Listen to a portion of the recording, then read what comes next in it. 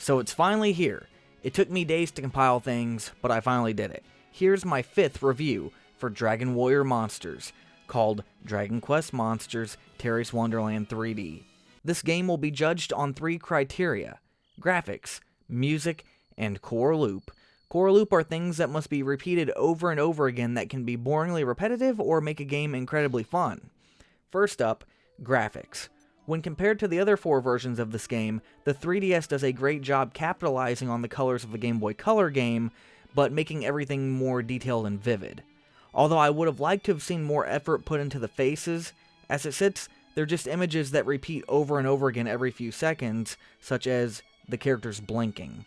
Something that truly disappointed me when I heard about this remake, but expected since I had played Joker 1 by this time, is that monsters no longer follow you around, which would really cause people to assume it's a Pokemon clone, even though these games never have been, considering Dragon Quest V started the monster catching craze, and that came out before Pokemon did.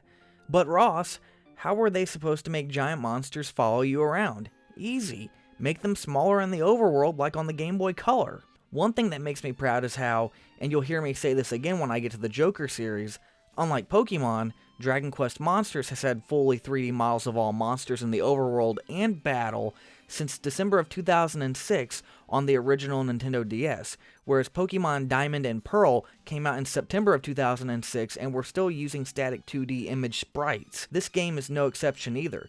Terry's Wonderland came out fully 3D on the 3DS in 2012.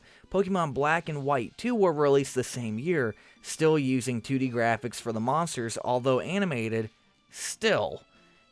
Dragon Quest Monsters has been far ahead of Pokemon since its inception, and yet Pokemon gets all of the praise? Oh wow, Pokemon has sprites for all the monsters. Oh wow, Pokemon has animated sprites. Oh wow, Pokemon has a 3D world now. Oh wow, you can see Pokemon in the overworld now, even though Dragon Quest Monsters did it all years before Pokemon did. I will say that I vastly prefer the PlayStation 1 remake more though. While the differences are okay in this remake, the 2D and colors of the PlayStation 1 remake are easier on my eyes personally. Something else that really bothered me is how some bosses were changed or their order was moved around. Instead of Treeface, you now fight Big Eye, and how you can no longer walk around the boss areas. Instead, when you enter a boss hole, it loads to a stupid cutscene, taking away some exploration the original and remake had. However, some of the monster intros are terrifying. Take a look.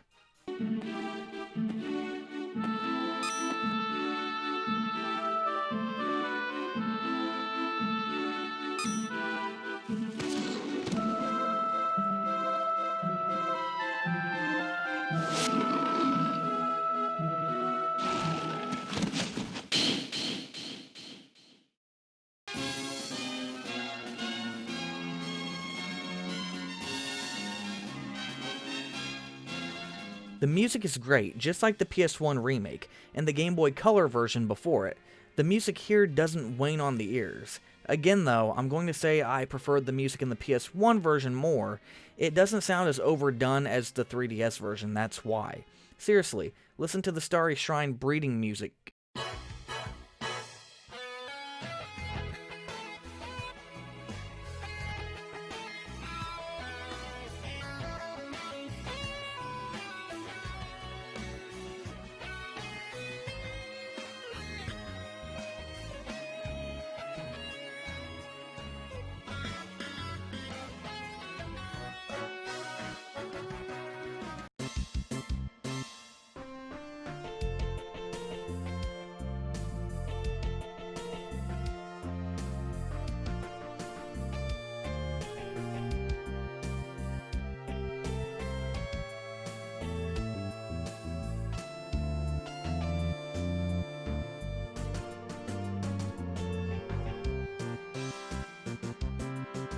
Core Loop.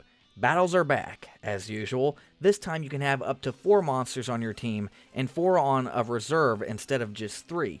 They probably did this to account for the large Monster Edition feature, which I absolutely hate. If it wasn't broken in the first game, or the PS1 remake, then why change it? Just weaken the larger monster stats and the coding if you have to. Battles are fun, and instead of depending solely on the code working in your favor and randomly having a monster join you, or praying to God your meats work on them, you hit a scout button much like in Joker 1 and 2, although you don't have to have a ring this time. You can use this thing called Monster Bait, which is basically the meat feature from the Game Boy Color and PS1 versions to help aid your quest to have monsters join you, but it's not required. Breeding is back as usual and vastly helps power up your team, and believe me, you're going to need it now more than ever, because some bosses have had a power increase. They added something new to the post-game where some kingdoms team up to stop monsters that are trying to rule the world, much like in the Dragon Quest series this game is based on. All in all, I'd give this version of the game an 8 out of 10. I really wish it had been released in America, but these games tend not to sell very well at all.